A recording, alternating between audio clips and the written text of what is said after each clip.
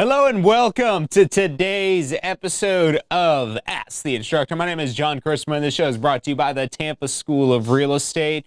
What we're going to be doing today is going into the question simulator. So we've got the Android version loaded up of the question simulator on this giant screen here. It's basically a giant tablet, and we're going to be going through practice questions that are simulated just like the Florida real estate exam.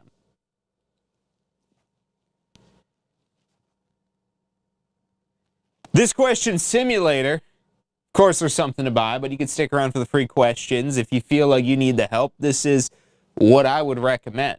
You could always go back and study the course material because the state does require you to take the pre-licensing course. But for that comparison, I always like to show our textbook that we use here at the Tampa School of Real Estate. It's about 500 pages.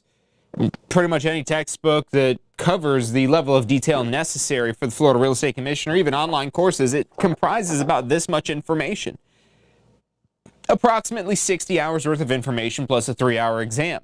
Whereas this workbook right here, this is only 100 pages. I'm going to show this again for comparison's sake there. You can really kind of see the difference that this is 20% of the length of the textbook. And this is much more simplified. This would in no way, shape, or form, they'd laugh at us if we tried to get this approved for credit for a pre-licensing course because it's simply not enough detail, not enough information, not enough context. But once you've already learned that context once, even if you don't remember it fully, trust me, it's in there.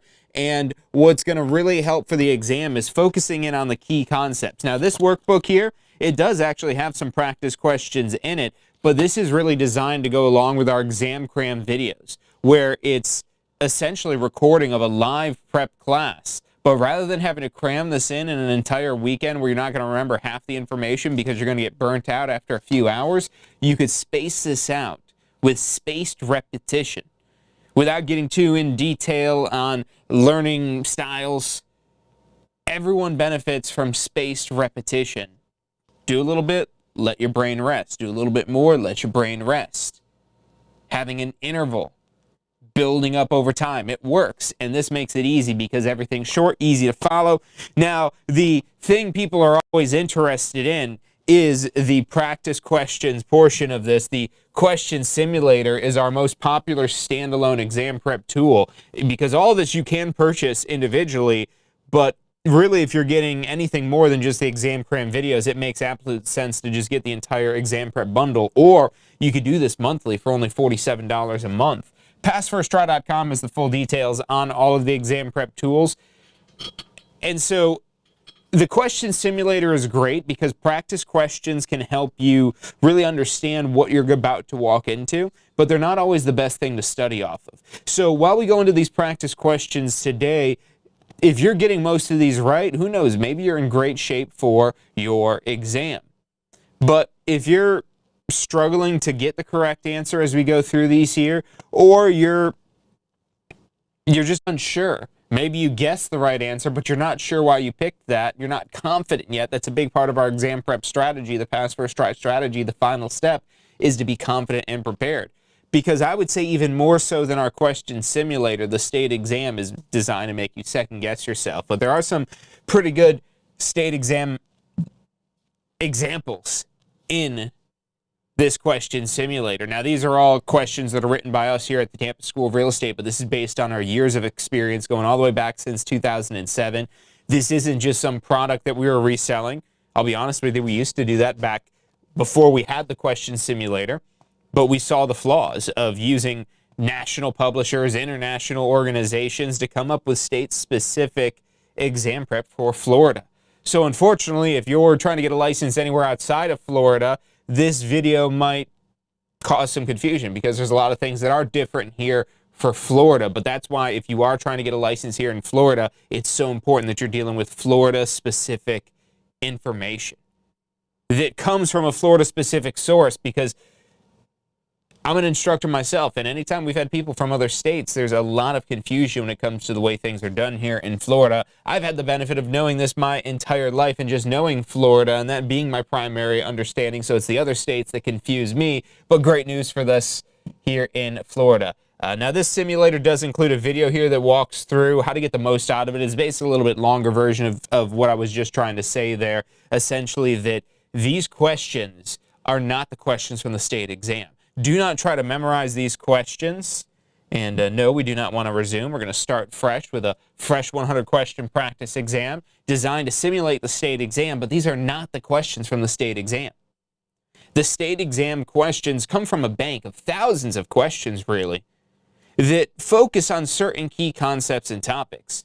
For example, one of the most important things I could share with you about what's potentially on your exam, just because it's of a significant priority with the Florida Real Estate Commission, because it's also the #1 reason why they ultimately discipline licensees, and that is relating to escrow. So escrow is a huge part of one of the biggest chapters in your course, representing 12% of the exam. So escrow is very likely to be on your exam in many different ways, and the state has many different types of questions they could throw at you as it relates to escrow. But it's not just escrow. There's several topics throughout the course that are especially more important than others. Again, escrow pretty much is top of the pyramid, but a lot of important topics that you'll get a taste of them in the question simulator, but a lot of times it can be distorted, especially when there's 3 times as many wrong answers as there are right answers. So you got to be careful with a tool like this. It's extremely powerful, but you don't want to redo the questions. You don't want to go through them over and over again, and that's where tools like the Exam Cram Workbook comes in, because rather than this being multiple choice, this is really primarily fill in the blanks, key terms that you're maybe highlighting. You're going along participating with the videos as if you were sitting there in that class. There's also our audio review, which is even shorter. This is 14 hours worth of videos. The audio review is about 5 hours, just under 5 hours of audio. And you could listen to that while you sleep.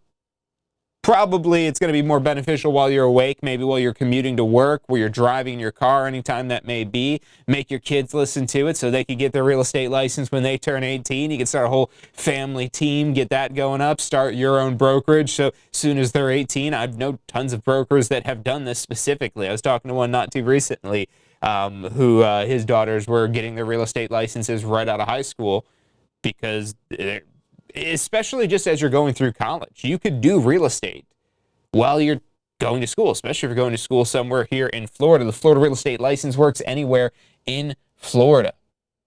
But without further ado, let's do some exam prep here. Let's get into this quiz. And let's start with this first question here. Which of the following is used when calculating a gross rent multiplier? Which of the following is used when calculating a gross rent multiplier? So gross rent multiplier, that comes from the appraisal chapter. It is 8% of your exam, so a big part of your exam. And gross rent multiplier doesn't have anything to do with cap rate. Cap rate has to deal with the income capitalization approach. The gross rent multiplier is a much simpler, much more streamlined, much more vague type of rough estimate, essentially, whereas the cap rate is a much more precise calculation based upon net operating income. So close, because they're from the same chapter, and that's the one thing you'll see a lot in our question simulator. We don't like to make stuff up too much because we don't want to give you wrong information. So that's the one thing you probably will notice that'll be different on the state exam, is there will be made up wrong answers. And those are the ones that are hardest for us to predict, really, because they could make them into anything. And especially when they sound really convincing, they could sound correct, especially if you're like, oh, I don't recognize that. That must be the answer. No, wrong. If you don't recognize something, that's one of our #1 rules from one of the other tools in the PassFirstTry exam prep tools, which is the secrets of the exam. And it's one of my favorite tips. Not in the course, not on your exam. Trust your gut. Trust your instincts. Trust what you remember, as little as it may be. Because trust me, I've been an instructor for over a decade, and there's still some of these questions that we go through that I have to kind of think about. And I always just like, let me go with my gut. Let me not second guess myself. And I mean, honestly, I think 100% of the time when I go with my gut, I end up being correct. And a lot of times I think that when I'm not correct, it's because I did second guess myself. And also because I've studied this material. The more you study the information, the more it'll become second nature to you. The more it'll seem obvious to you. Just like obvious that cap rate, again, close, but this is related to income capitalization. We've got gross annual rent. That may be our winner right there because rent multiplier, rent, giving us a run for the money on rent. A lot of times you might be able to get down to two answer choices, and those are two very close ones right there, but the difference being annual versus monthly rent. And while annual net income is a very important number, it's not really related to the gross rent multiplier. The gross rent multiplier, and really it's telling you right in the name, gross rent, gross rent, gross rent. But which one is it? Is it gross monthly rent or gross annual rent? And so the one thing, the other tip, a specific tip I would say, and you'll get a lot of tips like this of my experience as an instructor in these exam cram videos, because yes, it is me in the exam cram videos. And I've helped thousands of students start their real estate careers. I'm also a broker. I've got a lot of real world experience. And honestly, that messes with me more than anything. If I just was an instructor and just focused on this here, it would probably be a lot less of me having to go with my gut on things and me a lot more remembering stuff. But the real world stuff is pretty different than what we study here to get your real estate license. And that's why it can be challenging sometimes to get your real estate license, but then you can end up being a phenomenal real estate professional, even if you did have to take the exam a few times. So don't let that stress you out, but the more prepared that you are, the more likely you're going to pass the exam. And so that tip that, again, very likely that I said the same thing or something similar in the exam cram videos here, is that rent is a monthly number. Because rent is paid on a monthly basis. Even with commercial rents where they're given price per square foot in an annual basis, it's still paid monthly. And so rent, pretty much always monthly. Now, if we were talking about income, because there's another calculation called the gross income multiplier, then income is always annual, is the general rule of thumb. Income, you want to talk in annual terms. Rent, we're talking in monthly terms. So rent, monthly. So final answer, gross monthly rent, submit, and that's right. Because honestly, that was one of those ones I'm like, yeah, I'm pretty sure it's monthly rent because rent is always monthly. And so it's having those little nuances that you could lean on that are, again, not things that are maybe specifically taught, especially if you did some sort of text-based online course. We have a text-based online course, and it's great, but it lacks some of the personality that you get with an instructor-led course. And that's why our video-on-demand course is so popular. Not just because it's me. I'd like to think that's part of it. But really because there is an instructor that does help give this information personality. And if you do like my personality, you can get that with the exam cram videos to help you remember. I've had a lot of people tell me, hey, I hear your voice when I'm taking the exam. And that's a great thing. Because I've had a lot of people ask me, can you take the exam for me? And unfortunately, no. It's kind of a third-degree felony, as we talk about in the course here. So, no, I cannot take the exam for you, but the next best thing is just listen to that audio review again and again and again, the exam cram videos, and test your knowledge with the question simulator, and it works. It's not a question of if it works, it's a question of how much of it do you need? Where do you need to focus? How do you use that question simulator without it messing with your head? And that's where, again, you really have got to make sense of these different options here. And occasionally you may find something that we made up in the question simulator, but again, we do try to limit that just so you could really focus on just information that is from the course, but just be careful about making misassociations here. You really want to focus just on the key point, and if you saw that explanation pop up on the previous question right there, we have that for every question in the simulator that gives you a detailed breakdown, or semi-detailed, because some of the stuff is pretty plain and simple, and we don't want to overcomplicate stuff. The less you have to remember, the easier it is to pass. That's why this is so much shorter, because we want to give you less information to remember. We're taking a gamble. There could be some missing detail in here, but probably for 99.9% of your exam questions, they're covered in these exam cram videos, even though it's only 14 hours instead of the 60 hours of instructional time that you have in your FREC required pre-licensing course. So next question, which is an example of a general lien? So a general lien means that it applies to a person more than the property. That's a little bit of an oversimplification, but again, that's what it's about when it's about preparing for the exam, is how can you simplify this down to make it easy to remember. General applies to the person, whereas specific, that'd be the opposite. A specific lien attaches directly to the property. And not even looking at the answers here, this is the benefit of when you've studied. You don't even have to look at the answers here. Let's flip over to the camera here only. Go to this camera. There you go, because now you can't see any of the answers. Because general liens apply to the person, whereas specific liens, and there's some very important specific liens such as property taxes. They're probably the best example because property taxes attach to the property and they stay attached to the property regardless of how many times that property may change hands of ownership throughout an entire year. It may not change, it may change 7 different times, 10 different times, a dozen different times. That property tax lien is going to stay consistent throughout because it's specific. It attaches to the property. Now, one of the best examples I could give you of a general lien is going to be their liens against a person. So a judgment lien is, in my mind, the best example of this because a judgment lien is for a judgment, a lawsuit. Somebody gets sued, you get sued personally for whatever the reason may be, and you have a judgment against you. That's a lien against you personally. And so that lien against you personally, it may involve the property while you own it, but if you were to sell that property, your judgment lien wouldn't still attach to that property.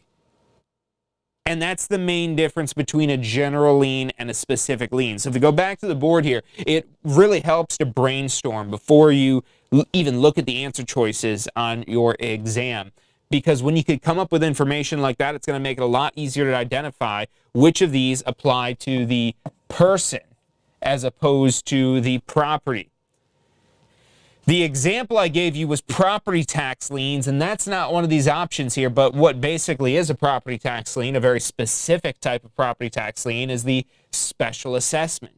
That is basically a property tax lien. It behaves just like a property tax lien, except for it's a one-time rather than an annual type of lien. Property taxes happen annually, whereas a special assessment is for one time, like paving a street. But that applies to the property just like a mortgage lien would. Now, the mortgage lien, if you're thinking about it property versus the person, you might think that, oh, well, it's the person who took out the mortgage. And yes, that is true. The mortgage kind of really claws into both because they want to make sure they get paid back. They could hold the owner personally responsible, but at the same time, even if the owner were to sell the property, mortgage liens are a specific lien that attach directly to the property, and so that's why most mortgages have what's called a due on sale clause. You might remember that from the mortgage chapter. If not, that's a good chapter to review. And when I say to review, that doesn't mean do the question simulator. This is a great tool to see if you know what you need to know, but if you don't know what you need to know, the best thing for studying in here is those explanations that pop up. But really what you should be going through to, again, get that video-based type of guidance like I'm giving you right now is those exam cram videos there. So mortgage liens, they attach to the property. So those are a specific lien.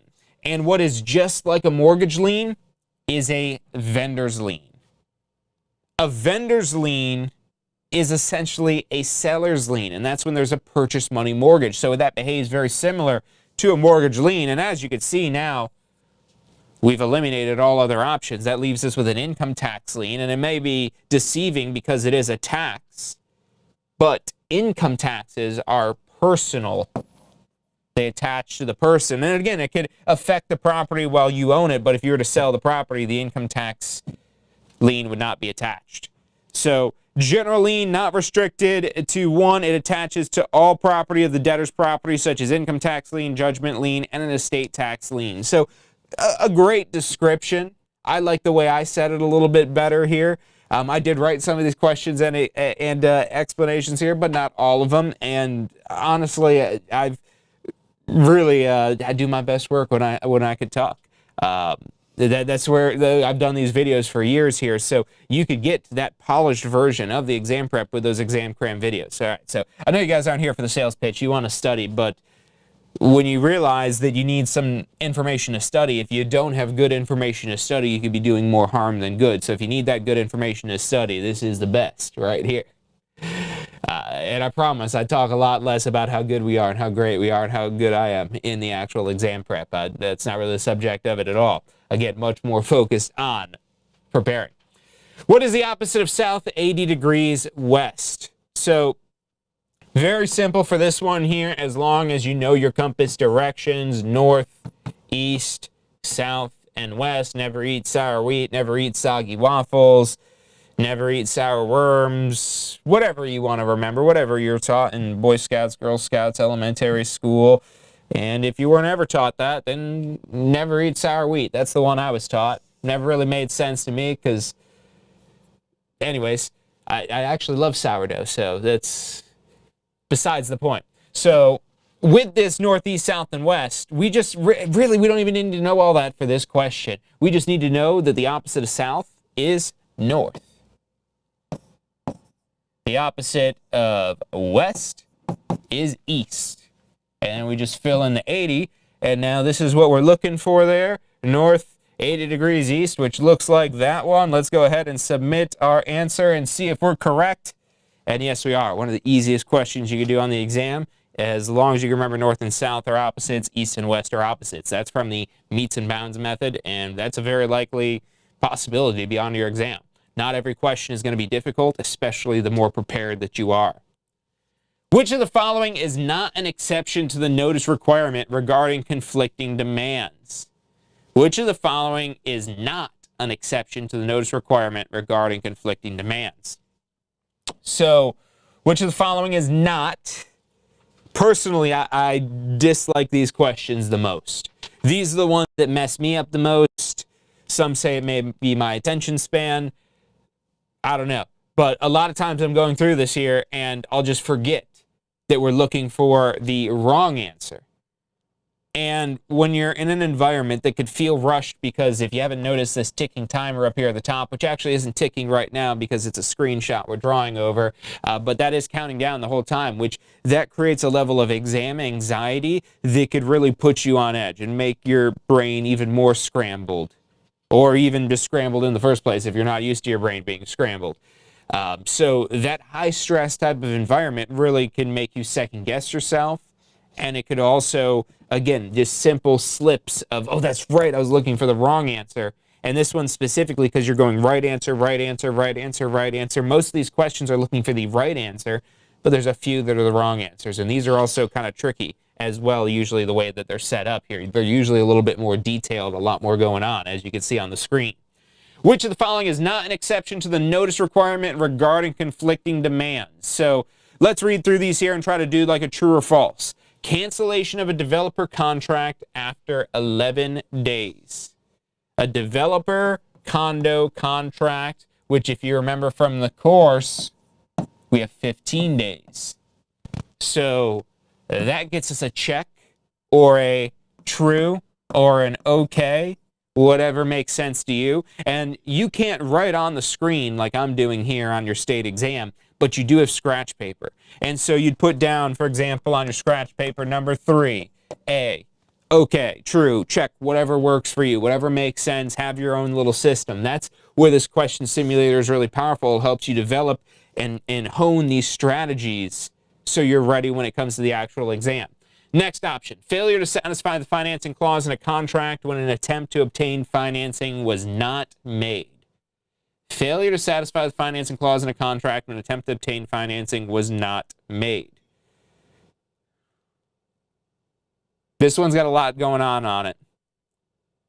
And there's something here that I think makes this our wrong answer. Let's come back to it. Let's pretend we didn't understand this one. It didn't make sense, because it does have a lot going on. And those are the ones that you might wonder, is that the one? A lot of times it is, because again, the made-up ones are not something you should remember here. And when it makes you think like that, as it just made me, it means that it's not something that comes natural. I could say check plus okay, true, just like that first one did. So let's come back to it and see if we're still that confident. And maybe for now we put a question mark, because that seems like a strong maybe. We haven't ruled it out. Let's see if we could rule out C. Failure to satisfy the financing clause in a contract when an attempt at financing was made. Aha! Now we're getting to where these both can't be true. So without even reading D, sale of a HUD-owned property, that actually is an exception. So that might be one of the things specifically remember. True, okay, easy to write off. B or C, which one is it? They're very close. Was made, was not made. That's, I think, the only difference in these two sentences at all. And yes, it is. So the financing clause is just a paragraph in your contract. And this is the paragraph regarding financing. So in your typical contract, we actually have a training on the FAR Bar As Is contract. That's part of Real Estate Pro University, or you can purchase that individually. Or if you come out to one of the career fairs, which is free, you just have to register for it online, we actually give you 1 year access to how to submit offers on the FAR Bar As Is, which talks specifically about the exact financing clause that's used in the most often used residential contract in the state of Florida. So that financing clause, it's actually a few paragraphs in the contract, but that's neither here nor there. The difference being, though, it says that you have to apply within X amount of days, and then you have X amount of days to get approved for the financing. And so if you did not make an attempt to get the financing, you cannot use the financing clause as a way to back out of the deal, because you did not even attempt to obtain the financing. And again, in that more detailed real-world training that we have on the FAR Bar As Is contract, it explains, again, the details about that financing clause and how you have that initial blank that tells you how many days you have to initially do that application. So if that application was not made, there was no attempt to obtain financing, that is not an exclusion. Because if they did legitimately try to obtain financing and they couldn't get the financing, they couldn't qualify, and a lot more people right now are not qualifying for at least what they want simply because the rates. Because high rates create higher portions of interest that have to be paid on a monthly basis, which increase the monthly payment, which means your monthly payment's going to be larger. And when it's larger, it's a larger percentage of your income. So unless you're making more money, then it basically could affect your debt to income qualifying ratios, where you have two options: basically do the deal or don't do the deal.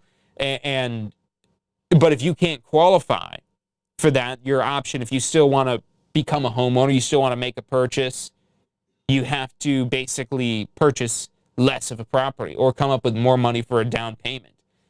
That could maybe be through down payment assistance. There's a lot of programs out there. So there's a lot of ways to make it work. Regardless of what goes on in the economy, in the world, real estate is always selling. Sometimes faster than others. You probably already know this, which is why you're watching this video here. Or maybe you're watching this years later when the market's booming again and you're like, I got to get in on this, and you're getting ready to jump into the raging river, which I commend you for that, but you should have been here right now as we're live. But, you know, there's a lot more days on market. There's a lot more time for you to get acclimated, and you're not having to compete with 50 other offers on a property. Because as a new agent who's just figuring out how to write up a contract, how do you compete with 50 other offers on a property? And you can compete by offering a higher price, but there's a lot of other ways that you can compete just beyond that when it comes to those situations. They're very difficult. They're very tricky, which is why even if you did everything right, you might walk away with nothing in those types of markets. Whereas right now, there's a lot of real estate agents that aren't actively practicing, that have gone back to whatever job they may have wanted done because they're maybe looking for easy money. They never really figured out how to actually do this business. They're maybe just relying on whatever could fall into their lap. We have training, we have programs, we have courses to help you understand how to become a success story. Because at the Tampa School of Real Estate, even if you're just using your license on a part-time referral basis, we want you to continue that journey.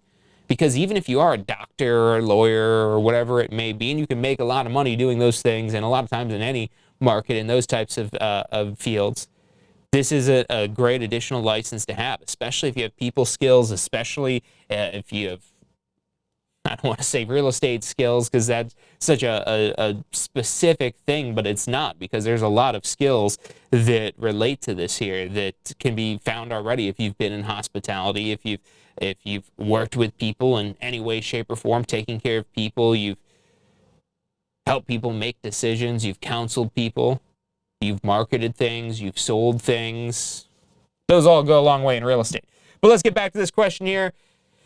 Get back off of the daydreaming about the real world and actually selling real estate, and back to passing the exam, because I get it. It's a lot more fun to actually sell real estate than it is to study for the exam. But that's why we try to make it fun. Because when it's fun, it's doable.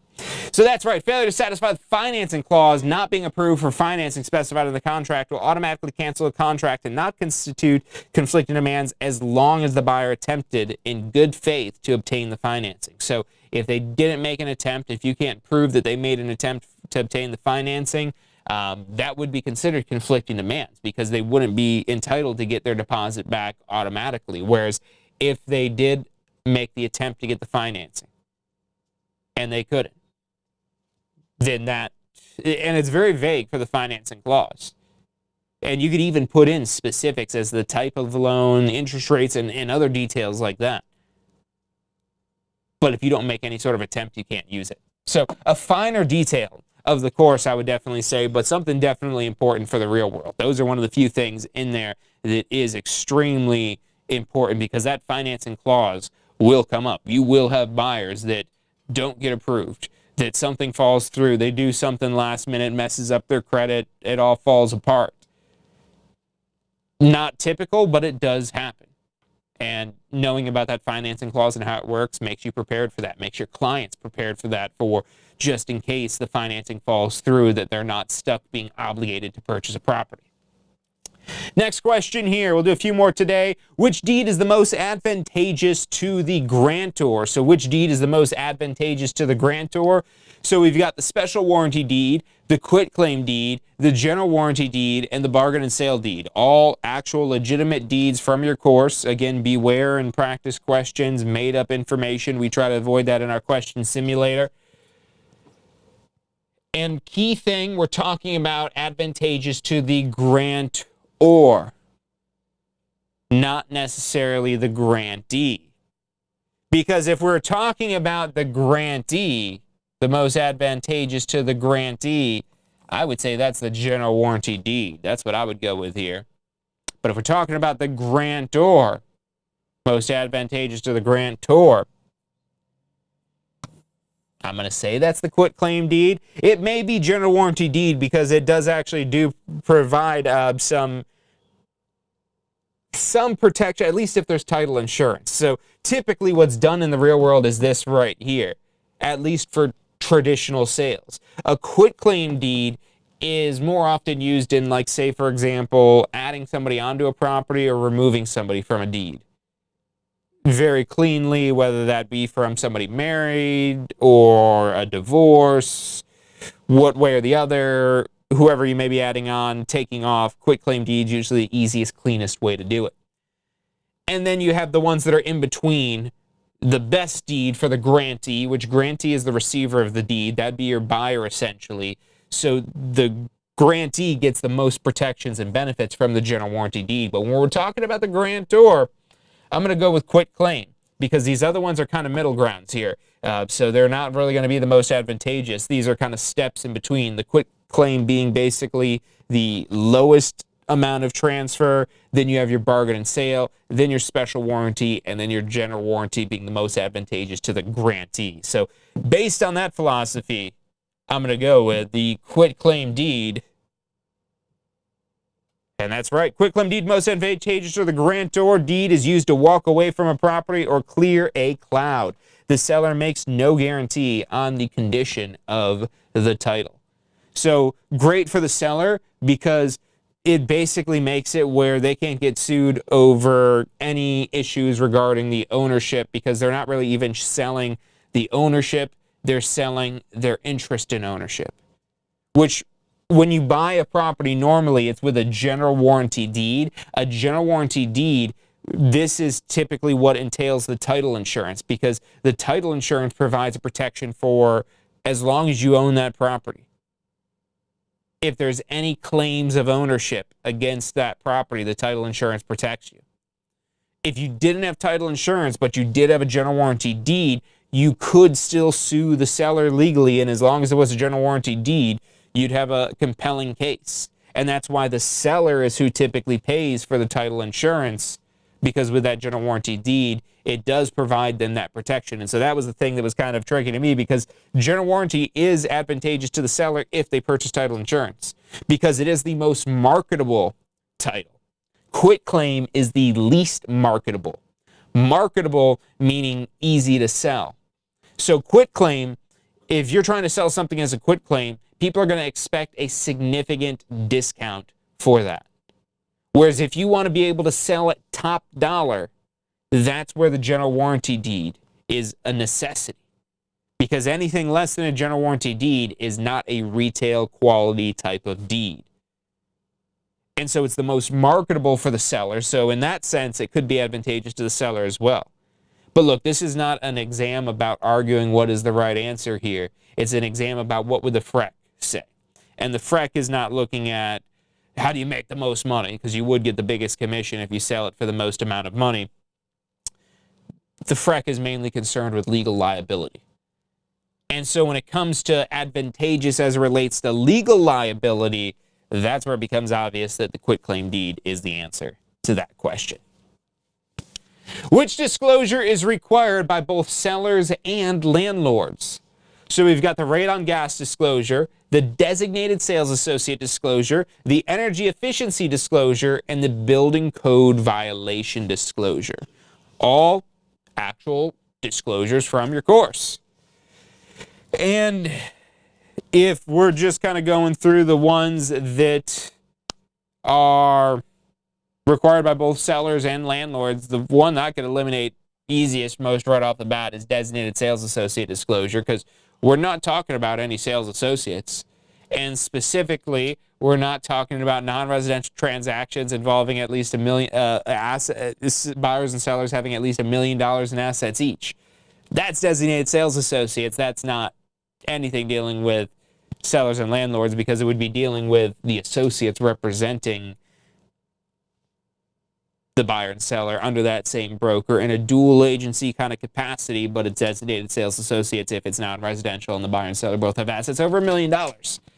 That's all you need to know about designated sales associates. Likely to show up on your exam if even in a wrong answer, and so very important to know that one. Energy efficiency disclosure. I mean, look, things have changed over the years, but that's probably the least important one on the list. Sorry if you feel otherwise, but at least in the eyes of the law, that one least important. Building code violation disclosure, that one is compelling. Because if you're a tenant and you're moving into a house with a building code violation, you should know about it, right? So technically the violation rests on the landlord of having to fix that. Unless it's something the tenant causes, then it's the tenant's obligation to fix it. But when it's the landlord's issue, it remains the landlord's issue even when you're a tenant. But when they would have to disclose it is if they were deciding to sell. So sellers, yes. Tenants, And that's where energy efficiency, yes, that'd be for sellers. And yes, this is going to be the non-residential sales. So again, sales. So that leaves us with the rate on gas disclosure. So I don't know, it doesn't seem that important to me, but let's see. Yes, that's right. Because rate on gas, you know, it's kind of an important thing.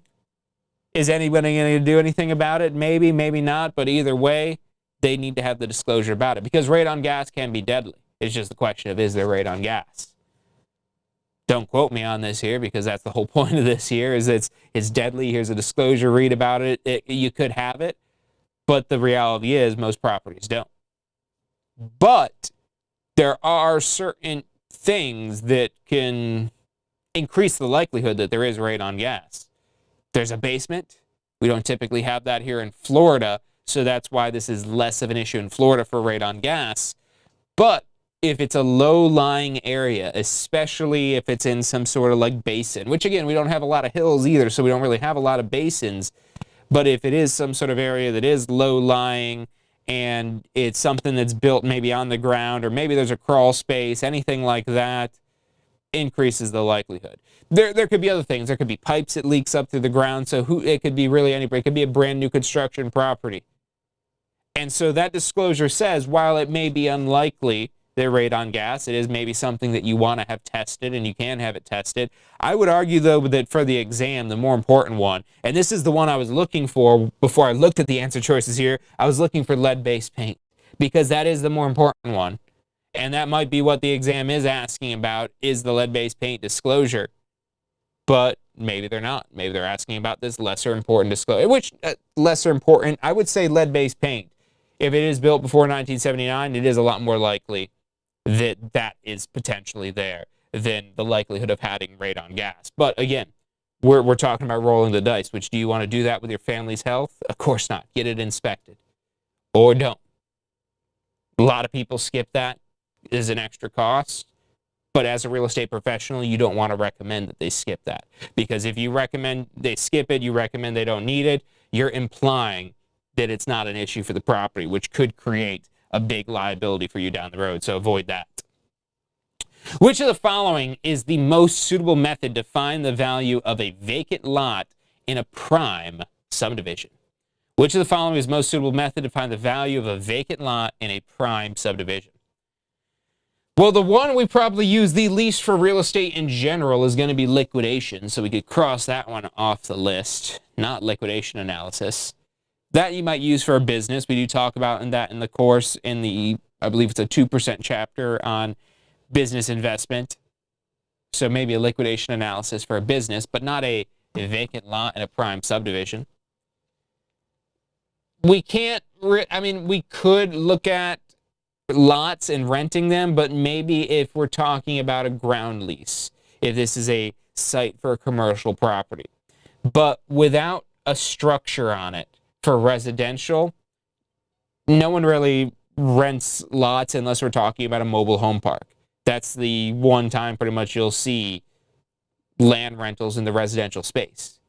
In the commercial space, they're much more common, where you wouldn't believe the number of hotels, restaurants, lots of businesses that don't own the land that they operate on. They own the building, they built the building, but they just lease the land. Especially if we're talking about prime locations, that can very often be the case. And these leases are temporary, usually 50 to 99 years. But at the end of that lease term, unless an extension is negotiated, the property reverts back to the landlord, which is crazy. But again, getting back to income capitalization, that's when we're talking about rental income typically. The income capitalization approach, remember we talked about cap rates earlier? That's the one that involves cap rates. And this is based on rental income, which again, a vacant lot, we can't really use that. We can't depreciate a structure either. So sales comparison is the answer for this one. Because we want to look at what the other lots have sold for and use that to determine the value of that lot. All right, question number 8, theft of a license exam is what type of penalty? We've got a second-degree misdemeanor, a third-degree felony, a first-degree misdemeanor, and a third-degree misdemeanor. Now, I'm sure a third-degree misdemeanor exists, but as a real estate instructor, it doesn't exist because there's nothing in this course that we talk about that's a third-degree misdemeanor. We do talk about second and third and first-degree misdemeanors, however, and we also talk about third-degree felonies. There's only one type of felony covered in the course. It is a third-degree felony, which is the lowest tier of felonies. Now, a more significant felony, a second-degree felony, that's more if you like kill somebody, like maybe involuntary manslaughter. That's a second-degree felony. So right below that, we have the third-degree felony, which that might seem kind of extreme for the simple theft of a license exam. But guess what? That's what the state of Florida says. You steal the exam, you lie on your application, you defraud the process, they treat it as a third-degree felony, one step below manslaughter. Crazy, because you can go to jail up to 5 years for this. Now, hopefully you hire a good attorney, and that doesn't happen. But how about just not steal the license exam in the first place? Not try to like bribe your instructor and, hey, come get this fake ID and take the exam from me, because they'd probably treat that as a third-degree felony, probably for both of us. We'd both be locked up in jail for 5 years if we try to pull a stunt like that. And you don't need to. You don't need to risk 5 years of your life when you can just study the information. I promise you, you don't need to study it for 5 years. Not if you're doing it consistently. Not if you're doing it daily. If you study daily, you could be ready in less than a month. You have to make a conscious effort for it. You have to do it when you don't want to do it. And you can't just cram it in all at once. You could try to do that, and you might be effective at actually cramming it in. But whether or not you got it in is another question, because your brain fatigues very quickly. The more it has to think, the harder it has to think, especially if you're getting frustrated because maybe you are getting wrong answers. That's okay, and that's why the question simulator, again, is not the only tool you should be using. It's a great tool to test yourself, but you need something to review the key points, like the exam cram videos or the audio review. You can go and find some of the other videos that I've done. I've done tons of videos on YouTube. Pretty much every single math question is out there on YouTube that we've done. We've talked about a lot of stuff, key terms, even non-exam stuff, home and open houses, all kinds of different stuff to know. But you need it in the most simplified format possible, not just me rambling live on air with no script, just with my own thoughts spilling out. And that's where the PassFirstTry exam prep tools come in. So my recommendation, again, don't just get the simulator. Get the entire PassFirstTry bundle. You could get it on a monthly basis for less than the cost of the simulator. Because you get the simulator for a year, I think, for $67, and it's $47 a month for the entire PassFirstTry bundle. And if you only need it for a month, fantastic. That does include this workbook as well, which this workbook is like $89 or $50, something like that, to purchase individually. So that first month, you're basically just paying for the cost of the workbook, including shipping to your door, and getting access to all those tools. And again, you could have this prepared and down within a month. That is 100% possible. Maybe it takes you 2 months. Maybe it takes you 3 months. If it's going to take you more than 4 months, if you're planning on a plan of longer than 4 months of exam prep and studying, that's where I would encourage you to get the 12-month access. Because at that point, it's going to be a better cost-effective option to just purchase it outright for 12 months. And then if you still need to extend it after that, then you could, again, purchase another 12 months or just do the $47 a month, whatever it is that you need. But the goal isn't to take a year or 2 years to pass your exam. The goal is to pass your exam on the first try or immediately on the next try as soon as possible, because you want to maintain that momentum starting your real estate career. Even if there isn't as much momentum in the real estate market right now, you want to be the momentum, because there are still transactions happening every single day, hundreds of them throughout the entire state. So next question, how many days does a landlord have to correct a notice of noncompliance received by a tenant? How many days does the landlord have to correct a notice of noncompliance received by a tenant? The number of days, you just gotta kind of have to remember them.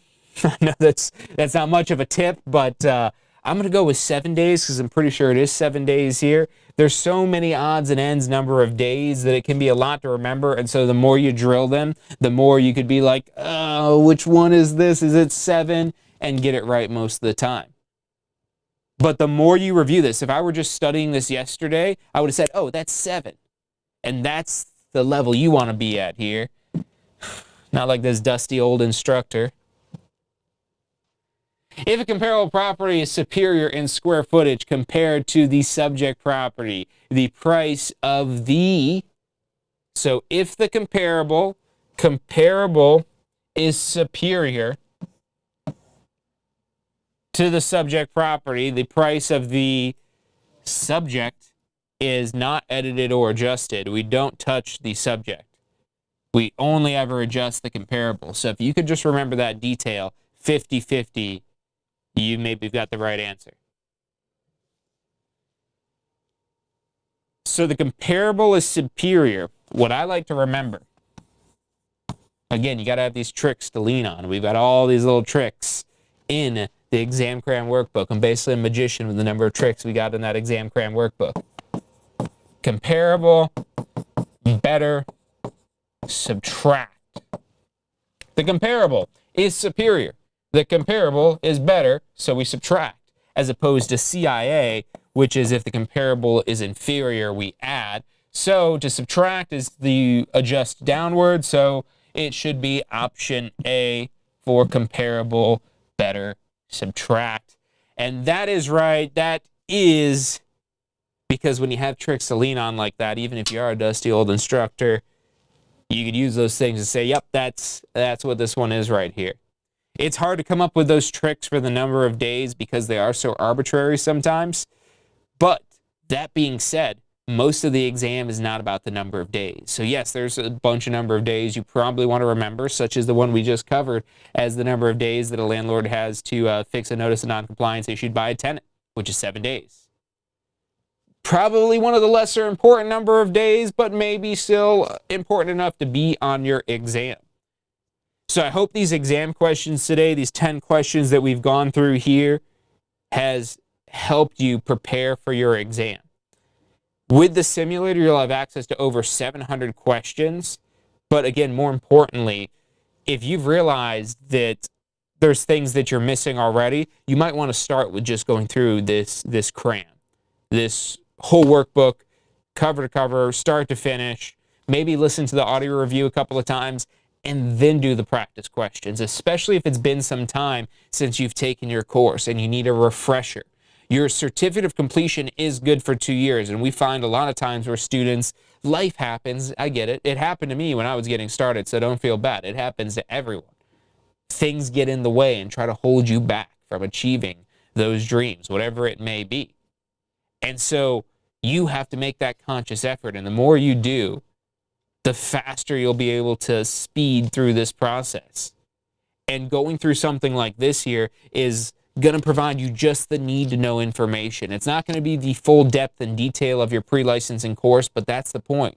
You don't need to be studying every last detail. You need the certain key points that are most likely to be on your exam, and then you need a tool like the question simulator to be able to test yourself. So if you want to try out the demo for yourself, if you want to find out more about all these tools and our strategy, you could always reach out to us anytime, day or night, 813-333-2676. Again, that's 813-333-2676. If you've already taken the exam and you haven't been successful, even if you started with another school, call us up, let our advisors guide you and help you and help you get through this obstacle, because that's all this is. And again, it's not an indication of whether or not you'll be successful in real estate. It's just an indication of how well you're able to do on this mostly law exam.